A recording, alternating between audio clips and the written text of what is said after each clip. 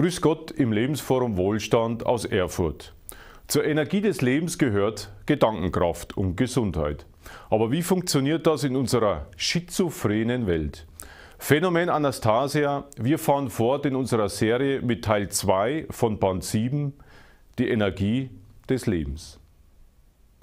Phänomen Anastasia, liebe Zuschauer, es geht weiter in unserer Mammutserie mit Band 7, Teil 2, die Energie des Lebens. Ich begrüße wieder Herrn Konstantin Kirsch im Studio. Hallo, Herr Kirsch. Hallo, Herr Jungwirth. Der Band 7, Teil 2, beginnen wir in den Kapitel die Gedankengeschwindigkeit. Hatten wir vorher schon ein bisschen was gesagt im Teil 1. Was gibt es noch Ausführliches zu sagen? Gedankengeschwindigkeit ist schon immer wieder ein Thema in der Buchreihe. Es geht in dem Bereich darum, dass die Priester, die überlegt hatten, die Menschheit beherrschen zu wollen, überlegt haben, was sie machen können. Und es ist grob gesagt so, wenn ein Teil der Menschheit eine höhere Geschwindigkeit in den Gedanken hat als die andere Gruppe der Menschen, dann können die mit den schnelleren Gedanken schneller erkennen, schneller verstehen, Aufgaben schneller lösen und dadurch dann die langsamer denkenden Menschen beherrschen. Allerdings ist es zu der Zeit, als die Priester diese Überlegung hatten, so gewesen, dass praktisch alle Menschen eine extrem hohe Gedankengeschwindigkeit hatten.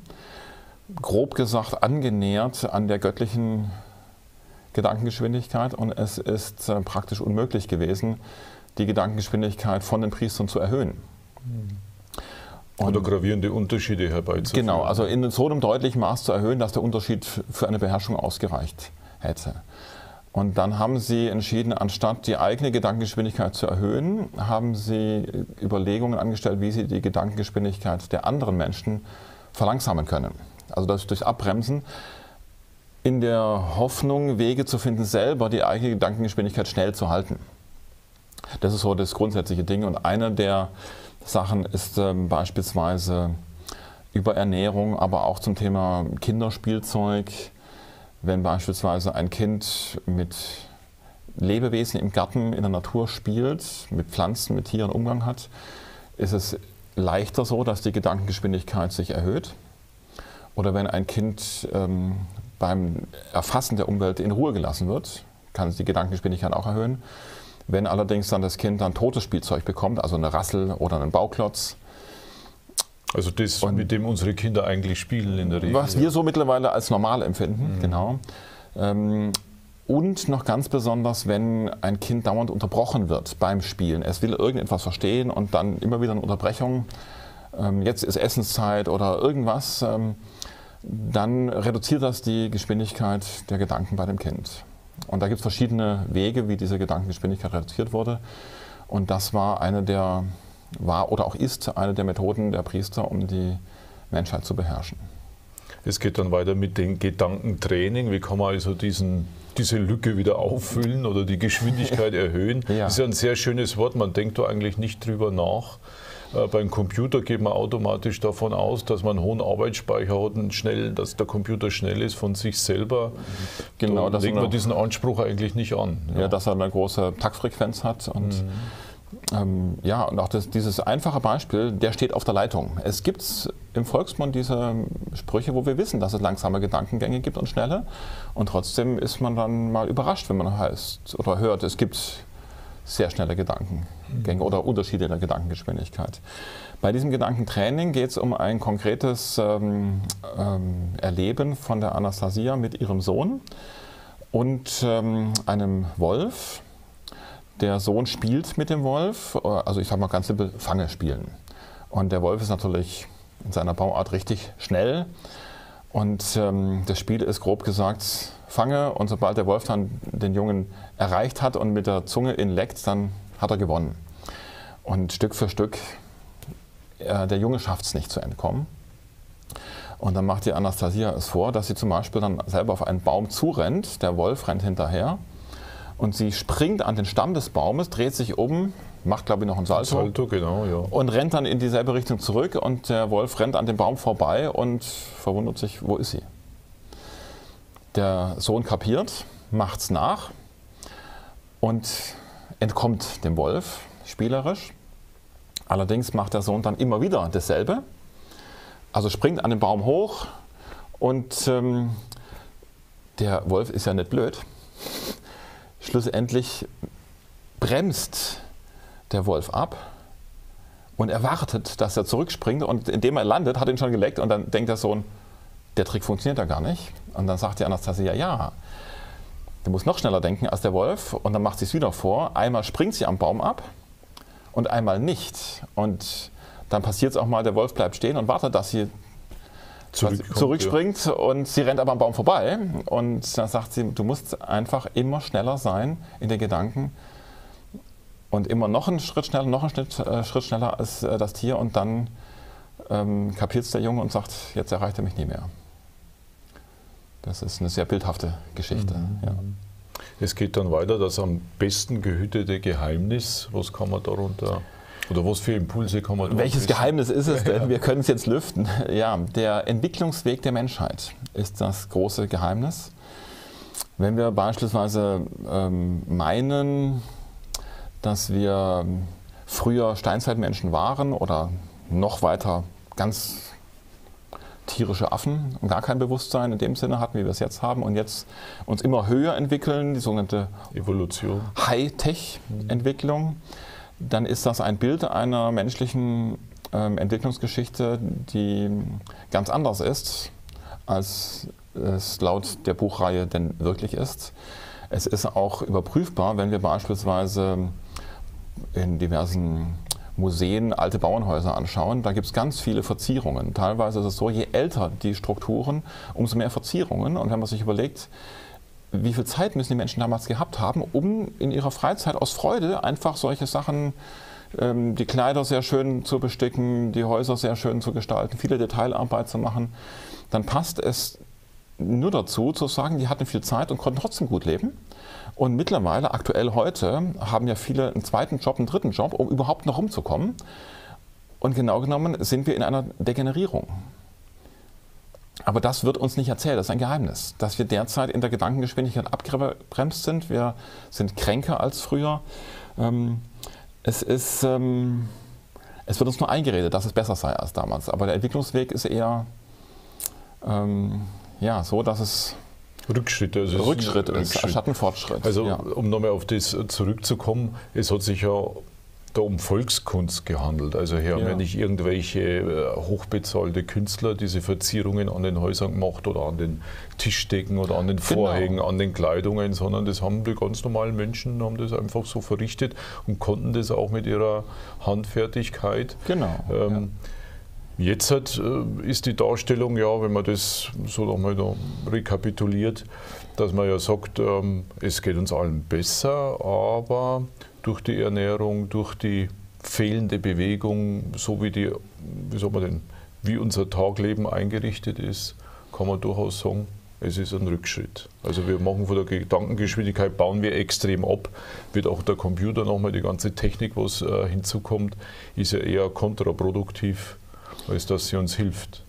Ja, es ist eine größere Abhängigkeit von technischen Geräten entstanden, die diverse Sachen ermöglichen, die früher vielleicht auch nicht möglich waren. Aber wenn die Technik nicht da ist, dann geht plötzlich fast gar nichts mehr. Mhm. Also ich hatte vor kurzem in einem Altbauhaus ein schönes Holzgeländer gesehen. Das wurde gemacht, da gab es noch keine Computerfräser. Und aktuell, wenn man das einem Schreiner zeigt, der würde vielleicht sich am Kopf kratzen und sagen, da müssen wir erstmal richtig einen Computer programmieren, um sowas fräsen zu können. Und das wird richtig teuer. Und früher war das normal.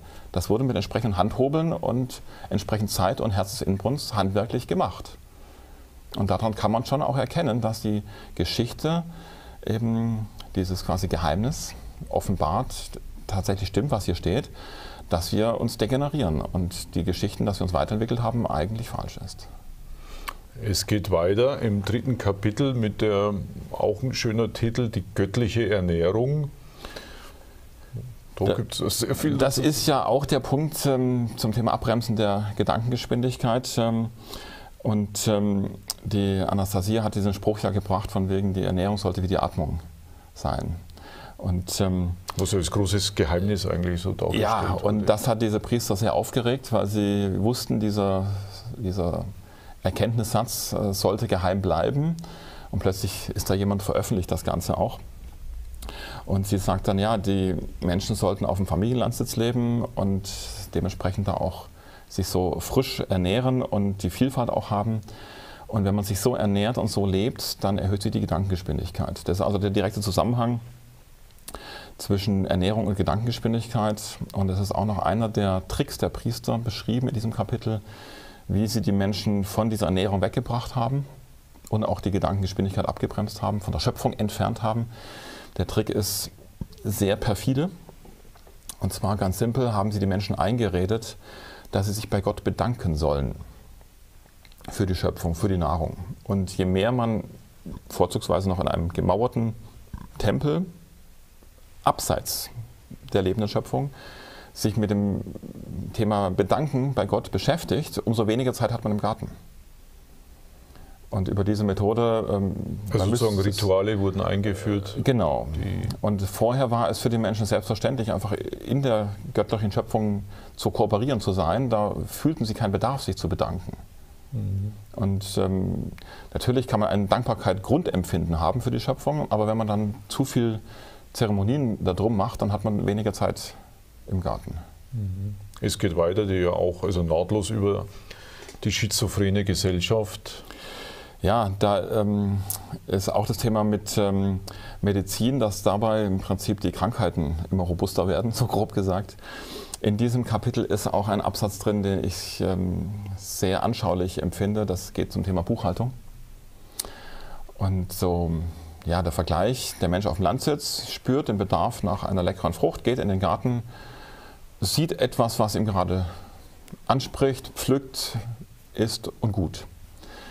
Und im anderen Fall geht er in den Garten und findet eine ganze Reihe an Menschen, die dann mit Papier und Stift dann stehen und er ist ganz verwundert. Naja, da ist dann einer, der ist der Apfelpflücker, der andere, der zählt dann, der nächste trägt die Kisten und dann gibt es noch den Buchhalter. Den Fahrer und die gesamte Palette so. Und dann denkt er, meine Güte, wer soll euch denn für alles bezahlen? So von wegen, wie soll das denn gehen? Und er selber müsste dann quasi Geld bringen, um den Apfel kaufen zu können, der eigentlich da gewachsen ist.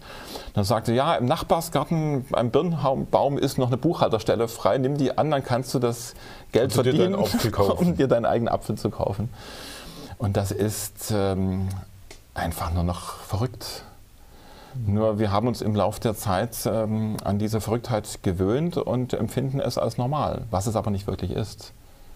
Äpfel zu essen aus Neuseeland und Israel und wenn man sich die logistischen... Ja, nicht alles, was möglich ist, ist auch sinnvoll. Und dann diese gesamten Papierarbeiten, Buchhaltung, werden Bücher geschrieben, aber im Prinzip sind nur Zahlenkolonnen drin. Und die Schöpfung, die macht keine Buchhaltung und trotzdem ist sie sehr produktiv. Es geht dann weiter, der Widerstand. Ja, da geht es dann um das Thema, dass über die Buchreihe ja diese Vision in die Welt gekommen ist, dass wir als Menschheit uns dem göttlichen Ursprung wieder annähern können über die Familienlandsitze. Und das hat bei den Priestern Empörung hervorgerufen und gleichzeitig aber auch Überlegung des Widerstandes. Das heißt, es wurde diese Bewegung blockiert, boykottiert, schlecht geredet. Der Sektenvorwurf kam auf jeden Fall. Wobei dieser Sektenvorwurf ist eine uralte Geschichte, die hat schon immer mal wieder funktioniert, aber man kann dieser Neuerung nicht mit einer alten Blockade begegnen. Diese mittlerweile richtige Volksbewegung in Russland, die konnte durch diesen Widerstand etwas gebremst werden. Und es wird auch ausgeführt, dass es sogar günstig war, die Bremsung, weil dann voreilige Entschlüsse vermieden worden sind. Also wenn jemand quasi noch, ich sag mal, in städtischem Denken ist, mit immer kaufen und immer Müll produzieren und dann zack in den Wald geht, dann wird dieses Stück Natur auch schnell vermüllt und zerstört. Für solche grundlegenden Entscheidungen, die im Prinzip Jahrtausende falsch gelaufen sind, da ist es auch angemessen, sich die nötige Zeit zu nehmen, das wirklich in Geist und Herz und Bauch Stück für Stück in der Empfindung, in dem Bewusstsein zu wandeln und dann erst im Äußeren die Schritte zu gehen. Und dadurch wurden wohl manche, die zu euphorisch waren, vom Bücherlesen abgebremst und es ist gut so. Und von daher wird sogar der Widerstand, der am Anfang sehr stark war, als förderlich beschrieben. Wobei mittlerweile in Russland diese Landwirtsbewegung ja gefördert wird. Also man kann dort sogar auch so ein Hektar geschenkt bekommen vom Staat. Das ist ja mittlerweile, das Buch ist ja schon ein paar Jahre alt, in Russland mindestens ausgewogen, tendenziell eher wird dieses gesamte Bestreben gefördert.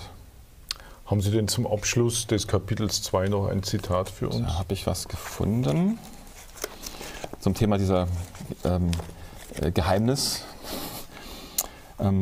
Für die Machterhaltung ist die Geheimhaltung von Informationen erforderlich. Anastasia macht jedoch ihr Wissen zugänglich für alle. Dadurch befreit sie die Menschen von den Einflüssen der Priester und öffnet ihnen die Tür für den direkten Kontakt mit Gottes Gedanken. Das war ein sehr schöner Satz, Herr Kirsch. Ich bedanke mich. Bis zum nächsten Mal. Liebe Zuschauer, wir sehen uns gleich nochmal. Liebe Zuschauer, göttliche Ernährung, haben wir diesen Begriff vorher schon einmal gehört? Unser aller Freude soll es sein, sich diese Urformel der göttlichen Ernährung wieder in unser tägliches Familienleben einzubauen. Kein Zucker, wenig Kohlenhydrate, kein Alkohol, keine Zigaretten, sozusagen alles frisch auf den Tisch, kombiniert mit frischer Luft und Bewegung, und die Gesundheit und Gedankenkraft nimmt täglich zu. Das Wort Krankheit verschwindet vollständig aus unserem Vokabular. Und den Völkern der Erde stehen auf einmal Milliarden an Euros oder Dollars aus der Sozial- und Krankenversicherung für Investitionen in die Zukunft, in unsere Kinder zur Verfügung. Phänomen Anastasia, das war der zweite Teil zu Band 7, die Energie des Lebens. Bald geht es weiter mit Teil 3. Das war's für heute vom Lebensforum Wohlstand aus Erfurt.